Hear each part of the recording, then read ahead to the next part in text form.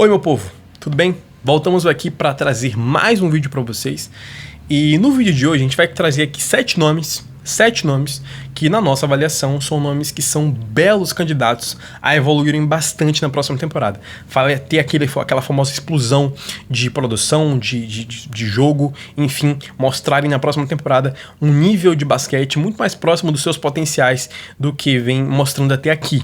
Cada um pelos seus motivos. Vai ter jogador aqui que é porque trocou de time, vai estar no encaixe melhor, outros porque vão voltar mais saudáveis, outros porque jogadores estavam nos seus times, mas saíram e agora eles vão ter mais protagonismo, digamos assim. Outros porque chegaram reforços que podem ajudar eles em seus times. Então, cada um vai ter a sua razão de ser, mas a linha de raciocínio é essa. Jogadores que na próxima temporada podem saltar de evolução, como os gringos falam lá fora, né? O Breakout Year ou Breakout Season.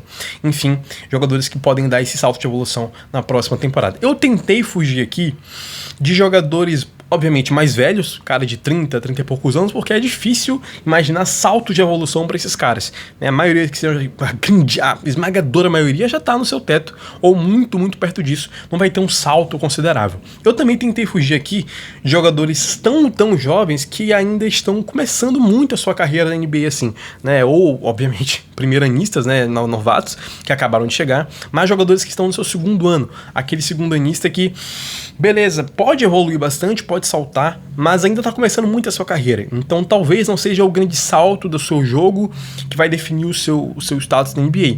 Então eu tentei trazer jogadores aqui mais jovens, mas que já estão ali, seu terceiro, quarto, quinto, sexto ano de NBA, enfim, mas que são jovens que não são tão jovens assim, né? Até porque eu estou pensando em trazer um vídeo em breve para vocês, apenas de jogadores que estão indo para sua segunda temporada e que a gente pode e deve ficar de olho pensando em mais evolução por aí, tá certo? Feitas as nossas considerações, vamos começar aqui a nossa lista com ele, jogador do Memphis Grizzlies, Ty Jerome, armador, já de uma carreira bem sólida na NBA, uma carreira bem longa. Ele já tá na NBA desde 2019, tô aqui com a minha listinha aberta, porque eu não tenho memória de elefante. Tá na NBA desde 2019, então já tem aí bons anos de NBA, mas na última temporada, na verdade nas últimas duas, na penúltima temporada, ele foi muito bem pelo Cavs, vindo do banco, jogou muita bola com muita eficiência, sendo um protagonista do time, comandando a segunda unidade, muito decisivo, um jogador que foi muito clutch e que por esse protagonismo que teve no Cavs chamou muita atenção de vários times que estavam em busca de um armador. E o Memphis conseguiu trazer, o Ty Jerome na última temporada. Ele estava jogando muito bem, mas jogou por um curto período de tempo. Ele jogou apenas 15 jogos na última temporada até se lesionar. Só que nesses 15 jogos ele teve simplesmente, em 22 minutos por partida, quase 20 pontos por jogo, isso com um aproveitamento de 42% na bola de 3. Sem contar quase 6 assistências por partida. Deixa eu pegar aqui o True Shooting dele, que é a métrica de eficiência mais ajustada, né, mais avançada, mais ideal para analisar a eficiência de um jogador. 61% de True Shooting. Isso é muito bom, cara. É muito bom. É consideravelmente acima da média da liga. Então, assim, muita eficiência em poucos minutos por jogo, só que ele teve um tempo muito curto. Foram só 15 jogos. Mas eu acredito que ele agora, sem o Ja Morant no time, porque ele estava ali nessa passagem de bastão, né, digamos assim, e agora que o Ja Morant oficialmente já não faz mais parte do de Memphis, ele tem tudo para assumir, na minha avaliação, esse comando da armação do time e mostrar, talvez não com a mesma eficiência, talvez não com a mesma produção, né? Ele jogou 22 minutos e estava com quase 20 pontos por jogo, numa ótima eficiência. Então ele estava quase com um ponto por minuto. É uma coisa absurda. Ele não vai ter isso na próxima temporada se ele jogar 35 minutos por jogo. Não vai. Dito isso, ele não precisa ter 35 pontos por jogo para saltar de produção. Eu vejo ele saudável, tendo um ano muito bom e, quem sabe, sendo um candidato a um All-Star da NBA. Não acho que ele vai ser, porque Memphis, o projeto sendo um time que vai brigar no máximo, na melhor das hipóteses, por um play-in.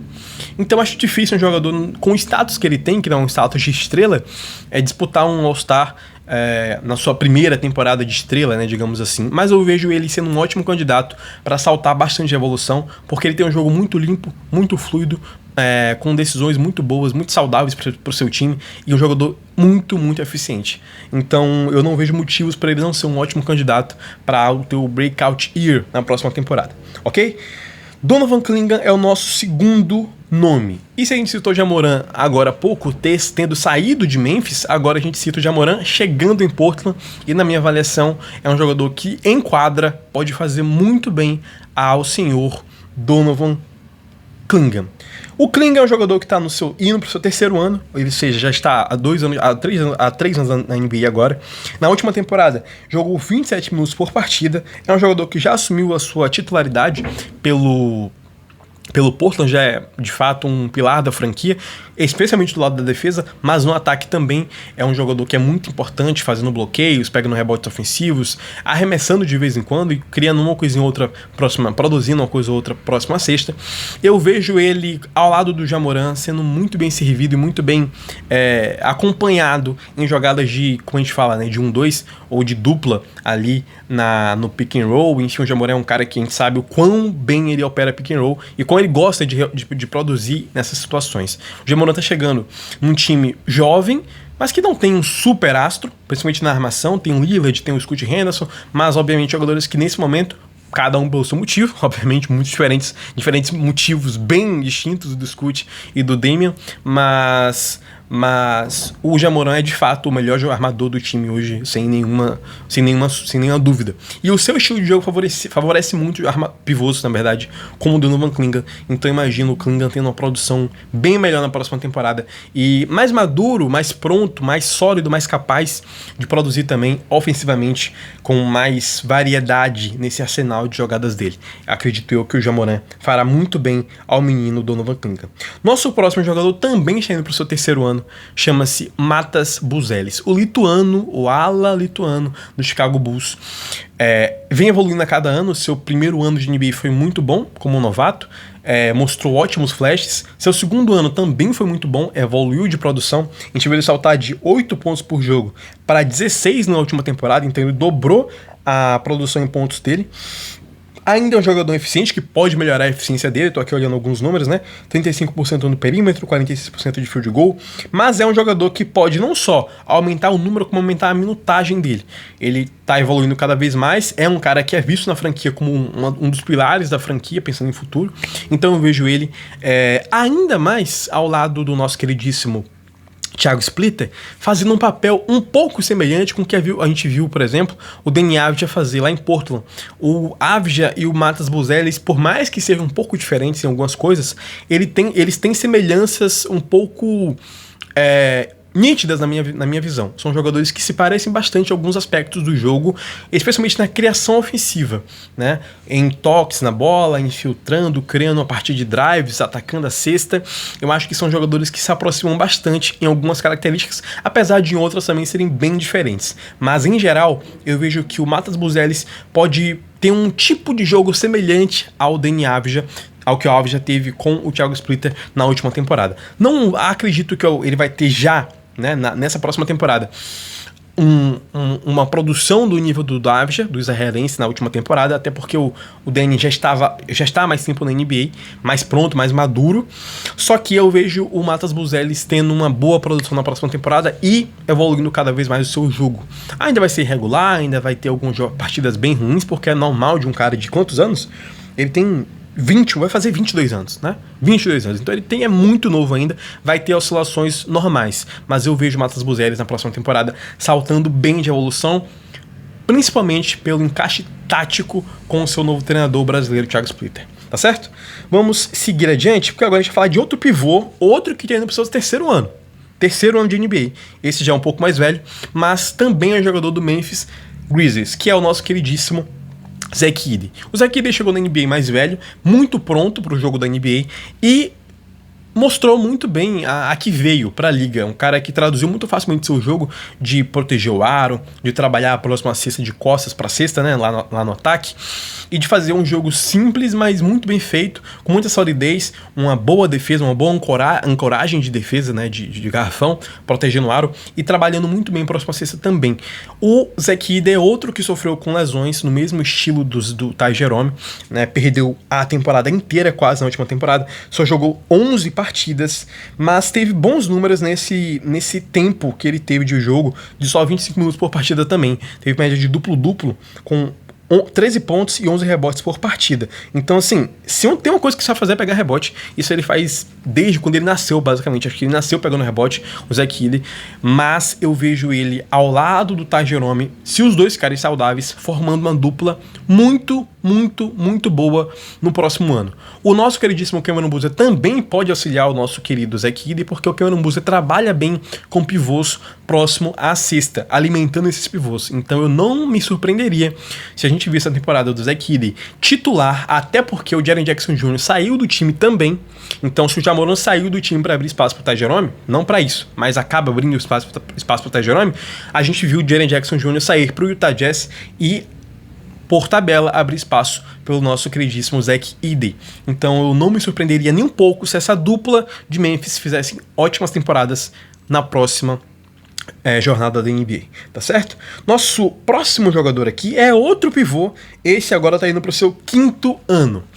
Esse aqui, meus amigos, é o nosso queridíssimo Walker Kessler, o jogador do Lakers agora. De todos os que estão aqui, todos, inclusive os dois que vêm em seguida, é o único que eu não vejo tendo um salto de números tão grande assim. Eu não acho que ele vai saltar tanto numericamente falando, estatisticamente falando, mas eu vejo ele saltando bem na visão que o público em geral tem dele na NBA. Ele é um jogador que foi pouco visto pelo público, né? Pelo público, pela grande massa da NBA, jogando no Utah Jazz em reconstrução, que a maioria dos jogos não são televisionados para a grande maioria. Poucos fãs de NBA assistem o Utah Jazz para além dos torcedores, né? Então é um jogador que foi pouco visto pelo público em geral. No Lakers ele vai ter toda a visibilidade do mundo jogando ao lado de Luka Doncic, Austin Reeves e numa das maiores franquias do planeta. Então ele, se não tinha nenhuma visibilidade, agora vai passar a ter toda a visibilidade do planeta Terra em cima dele. E eu acho que isso fará bem para ele, porque eu acredito que é um jogador muito bom, muito correto no ataque, muito bom na defesa. Para mim é um ótimo defensor e que vai surpreender muita gente nesse sentido também. Não acho que, de novo, ele vai ter um salto numérico, não acho que ele vai fazer 20 pontos por jogo com 18 rebotes, não é isso. Mas eu imagino a visão dele do grande público mudando bastante na próxima temporada, claro, se ele ficar saudável. Ele teve uma temporada passada que ele não jogou, foram só 5 jogos, então aqui a gente já tem 3 jogadores que perderam a temporada passada quase inteira: Ty Jerome, Zach Edey e o nosso queridíssimo Walker Kessler. Então são jogadores que vão voltar de lesão, mas eu vejo que saudáveis podem mudar o seu status dentro da NBA. Nosso queridíssimo Max Christie do Dallas Mavericks é o próximo jogador. Esse já está na NBA desde 2022, está indo para o seu 6º ano. Depois o Ty Jerome é o mais antigo na NBA aqui, e isso é bizarro porque ele tem 23 anos. Ele tá na NBA desde 2022 e ainda tem 23 anos. Então ele chegou muito novo na liga. E eu vejo ele na última temporada conseguindo mostrar aquilo que ele mostrava no college: a eficiência na bola de 3, os arremessos fora da bola, uma criação ofensiva também interessante. Mas agora, num time que tem o seu norte total no Cooper Flag, que consegue trabalhar com esses alas também na criação ofensiva, eu vejo que o Max Christie é um jogador bem subestimado, mas muito subestimado, e que, estando saudável como ele ficou por boa parte da carreira, ele não teve nenhuma lesão muito grave, a não ser... Não teve mesmo, né? Jogou sempre muitos jogos na última temporada, 77, na temporada anterior 70 e poucos, 67 na outra também. Então é um jogador que não tem problemas com lesões, diferente dos outros que a gente acabou de falar. Eu vejo ele tendo um ano bem interessante na próxima temporada, bem interessante mesmo. Um ano eficiente, um ano de volume mais alto, de mais protagonismo, quem sabe mais bola na mão, para poder produzir, criar mais coisas ofensivamente a partir da sua jogada, da sua criação individual. Eu ficaria muito de olho no Max Christie. Para mim é um jogador também que tem tudo para evoluir muito mesmo na próxima temporada da NBA. Nosso último jogador aqui, e talvez não, é o melhor jogador dessa lista, com certeza. Com certeza. É o jogador do Charlotte Hornets. Um beijo pro meu amigo Arthur Salazar. Um beijo, porque tem um jogador lá que é especial. É um jogador diferente. Chama-se Brandon Miller. E esse cara é diferenciado. Mas esse cara diferenciado precisa estar em quadra. Na última temporada ele jogou 65 jogos, bacana, mas na anterior jogou 27. Ele precisa ter um pouco mais de regularidade dentro de quadra. Só que, além da regularidade dentro de quadra, ele precisa também dar aquele salto que a gente sabe que ele pode dar. A gente sabe que o Brandon Miller é um jogador, pelo menos eu acredito que é um jogador, que pode ter temporadas NBA de 28 pontos por partida, com uma boa eficiência, com um bom nível de playmaking também, de criação coletiva. Ou seja, não é um pontuador puro, um cara que você entrega a bola na mão e só sabe pontuar.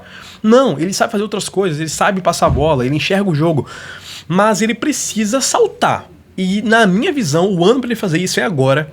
Se ele não saltar de evolução nessa temporada, eu vou ficar muito surpreso, porque ele tem bola para isso, e agora ele não conta mais com outro grande parceiro dele de NBA até então, que era o LaMelo Ball. Agora o LaMelo Ball está em Minnesota e ele é o dono do time ao lado do Con Knuppel, mas com todo respeito ao Con Knuppel, o Brandon Miller é um jogador mais especial do que ele, com mais talento bruto do que ele.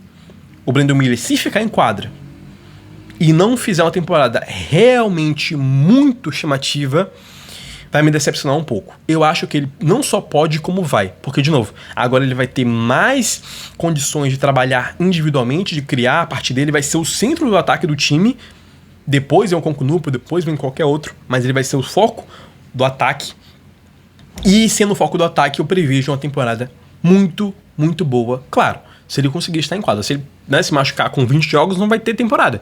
Mas se ele ficar em quadra, ele será um dos grandes jogadores da NBA em salto de evolução, salto de evolução é ótimo, né? Salto de produção na próxima temporada. Tá bem, meus amigos? Então, recapitulando, a gente tem Ty Jerome, Donovan Clingan, Mats Buzelis, Zeke Edey, Walker Kessler, Max Christie e Brandon Miller. Jogadores de contextos diferentes, de times diferentes, de motivos diferentes para estar aqui, apesar de alguns parecidos também, mas que na minha visão podem e vão saltar bastante na próxima temporada da Liga. Tá certo? Um beijo, nos vemos no próximo vídeo.